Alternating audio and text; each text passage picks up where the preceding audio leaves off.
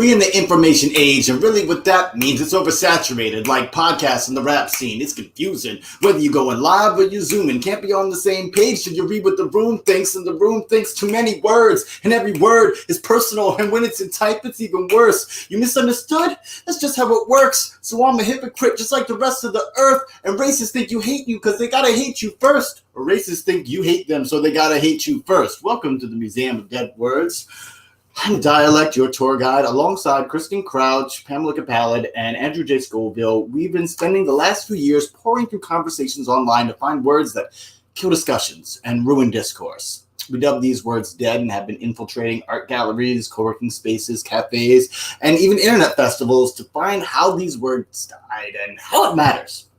The online series will be spending a week with each word, with Blueprints in Progress on Tuesdays, where we get deep into how a word dies. That's today. And on Thursdays, the main event, where we'll be collaborating with artists from around the world, sharing their experiences with these words. If you know a word that has died or maybe in danger, even a phrase, please feel free to share in chat, add to the Dead Word bucket on museumofdeadwords.com, or even DM me. I'm really findable. A little about the museum. We open when your mouth did, thanks to the generous contribution of millions of donors like you. We've been able to identify and catalog a growing list of words that have fallen into disuse. In the English language, it's kind of hard to tell when a word has stopped working. So we have strict guidelines for the inclusion of a word into the museum. Single words only, please. We have no availability for phrases or contractions. Also, the word must fail in every definition of the word before we're able to accept its death. For example, we were unable to include fair in the museum, even though fair has quite a sordid history. It started off meaning something around beauty, but beauty based in a light-skinnedness, and you know how light-skinnedness and beauty conflate with trust, so that's how it got its way to being the go-to word for equality and just and fairness. But World's Fair and other definitions like that, they still make sense. So, but I'm digressing. You know, we're going to be talking about racism, and to be clear, race is still a useful word. We still need to use that word, otherwise how we know who won the run. No, this word died in very specific ways. It was a noble effort at classification, taking this nascent understanding that people can be dicks to each other for profit and blame it on skin color. Like many things, the meaning shifted in the next generation, mostly because we stopped talking about it. At least we stopped talking about it in public, and we left it to families. Some families told their kids, you know, kid, racism is a feeling that you have in your heart, rather than understanding the actual things that exist above us, below us, and around us, the structures, the structural racism. So the word ended up falling into this morass where it became just a diss. It became whatever the word wanted it to be. I've even had people say that racist is the N-word for white people, and that's a little too far for me. But let's get into this word, racist/racism. It's a noun. It was born around 1928, although we're going to get into that. That's a bit disputed, and died somewhere circa 2000. It is a political system used to advocate superiority and special privileges and exclusive rights based on race. Used originally in the context of fascist theories, these words replaced earlier racialism. And by the way, when we're talking about fascists in this sense, yes, we mean Nazis. Throughout the 30s, reports and discussions of racism and racists were about Germans doing bad things to the Jews, the Romani, the homosexuals, and all the other people that didn't fill their definition of being human, or therefore not white. To talk about racist/racism, even more so than other words, we kind of got to get to the roots. The word race, meaning a group of people, started around mid-16th century, and it was a little all over the place. It was a tribe, it was a common occupation, it was a generation, it was also an ethnic stock. It eventually came to be people with shared ancestry. That was like the big thing. And when we talk about discrimination based on race, that came around the 19th century. And you saw terms such as race hatred, race prejudice, and one of my favorites, because it's one that I use still today, negrophobia, which is what you think it sounds like. Racialism was a word that was coined around 1880. And if y'all are familiar with 1880, that was just a couple of years past the Civil War, where we now started having to discuss that Black people were people. As things continued on in the 1920s, race was kind of a soft way to say black or Negro at the time is what they would have said.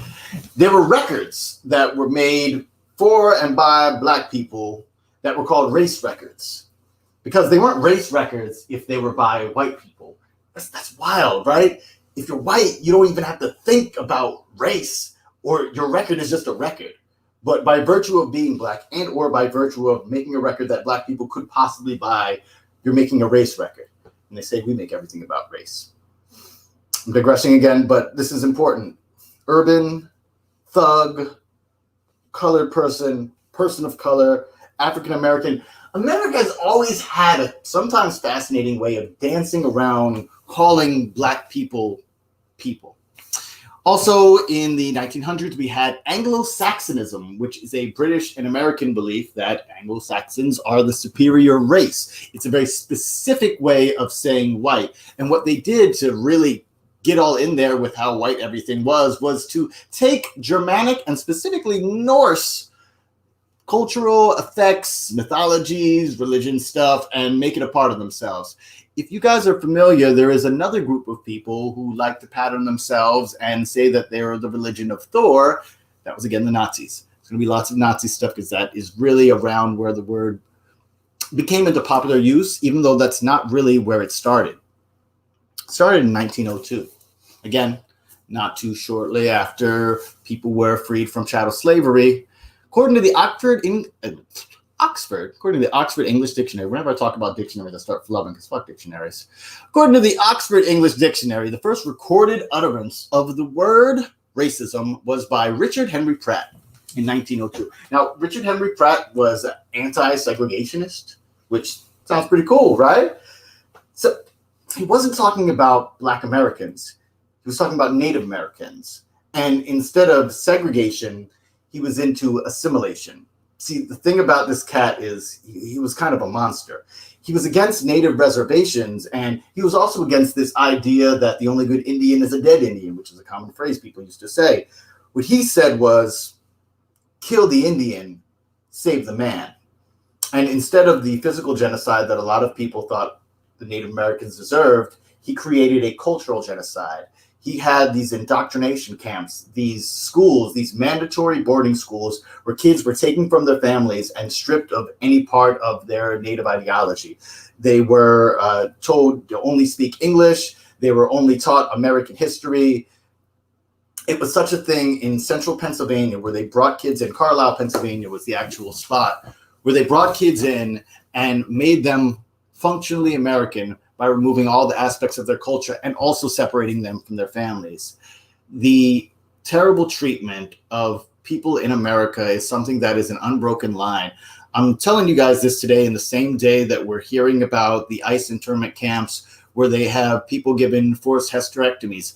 Up through the 1990s, we have recordings of Americans kidnapping or tricking Native and often Black and Latino families into forced sterilization. So all of this stuff is still going on today. But he had this idea in Carlisle, Pennsylvania, where he would indoctrinate these people, and he made them into a whole nother thing, tore them from their families. It was awful. And still today, people debate whether or not he was racist. Weird thing about that is that the idea of a racist has become about feelings. You know, to talk about whether or not he was racist is to talk about whether or not this cat, his feelings were more important than the actions he did. It was where we learned that racism was not what the victim wanted, but what the speaker wanted. And the thing about that sucks is that it kind of means that the word racism was killed before it was even born. It's kind of the problem with a lot of these dead words is that they don't really work in any sense. So when they're put into practice, all of the cracks in the foundation start coming about. I want to talk about another personal thing real quick. So Carlisle, Pennsylvania. I live in Carlisle, Pennsylvania. Carlisle, Pennsylvania is where I got to learn about who I was considered Black enough for and who I was considered white enough for. And the answer was nobody. It's where I learned of another contraction, Wigger, which is a contraction for stuff that you probably can figure out pretty easily. And that's when people who are liking to conflate how it is to be Black with how it is to be awful. In my school, we had things that were called race riots. I happily called them race riots because I thought that that was a technical classification until I understood the enormity and the complexity of why Black people are often said to be rioting. There's a financial motivation. We've talked about that. We'll talk about it more. I was a square peg. I felt like I didn't fit in. The town was so messed up racially that they had so many skinheads that they were anti-skinhead skinheads. You ever heard of them? They're called the Sharps. The Sharps were anti-skinhead skinheads who would dress like them. Many of them claimed to have some kind of Native heritage. And I know in this state of like Elizabeth Warren and all the other people who are claiming to be Native American and it's just a lie, in central Pennsylvania, there was actually a chance of that being true. At any rate, these Sharps, they would go and hang out with skinheads. And then when skinheads would go and try to do some harmful stuff, they would turn the tables on them. There was a cat named Casey I used to work with who I guess was kind of my inadvertent mentor. Because I was like the Sharps. I was a Black kid who often looked white. And in private situations, I got to hear about how racism died. Because people started using different words around it. See, the cool thing is that mission was kind of accomplished. People knew that a racist was a jerk and that racism was a bad thing. But what they started to do with it was what racists always do with it: dehumanize. Just like the Nazis, racists were made into cartoon characters who were evil and monstrous, but certainly weren't people and certainly weren't you. If you were accused of doing something harmful to a person of color, well, then maybe there was reverse racism going on. Or maybe you're trying to play the race card. Or maybe you're the real racist. You see, racism achieved its goal in proving that racism is bad. The word achieving the goal of proving that the thing exists. But what happened was people began to move the goalposts of what's going on. So I heard all of these discussions, and some of them was easy to brush off. Some of them rang kind of true. And as we got into the 2000s, there were more of those stories. There were those Disney movies about how there were sports and people had racism, but they overcame them. That's where those implicit bias trainings all came from, because people were thinking that if racism wasn't just some cartoonishly evil person, then it was a misconception, that it was a regression, that it was a failure in your ideals that was happening through instinct and not because of rational thought. And then when the 2000s hit, I was thinking, wow, maybe I must be wrong. I saw an interview with Carmelo and LeBron and Magic and Larry. And Magic and Larry were talking about how tough it was dealing with racial things. And LeBron, who has since come out and talked a lot more about his experience with racism, said that it wasn't one of the things he thinks about as much. It wasn't as big a part of their lives. And then, of course, it all came to a head. If it wasn't dead by the early 2000s, it was definitely dead by 2008 when Obama was elected. And it really shows how much the words racist and racism have to do with people's feelings. Now, the groundwork was laid by Denzel and Will and all the other affable Black men that people were unafraid of. But what happened was people thought that through a simple gesture, I will vote for a president who is affable and smart and charming and likable, has a good family, does all the photo ops, does all of that stuff, then racism must be over because I'm okay with one Black guy. Because my feelings are what racism is really about. And this is where we get to the problem, is that racism and racist, the two words, even though they're inextricably linked, they get pulled apart. As the racist is the cartoon, and the racism is the feeling, and the cartoons don't have feelings, but I have feelings, then I have to let go. A lot of folks thought that if they didn't feel like a racist, then racism just doesn't exist. There must be another reason. There must be another meaning. So they vote for the system that continues to perpetuate racism. Even the president that I just talked about, a Black man himself, he continued to perpetuate the system that promoted racism. We all know that a racist is a bad person, but a racism is a moving target. And that's why it'll never make sense.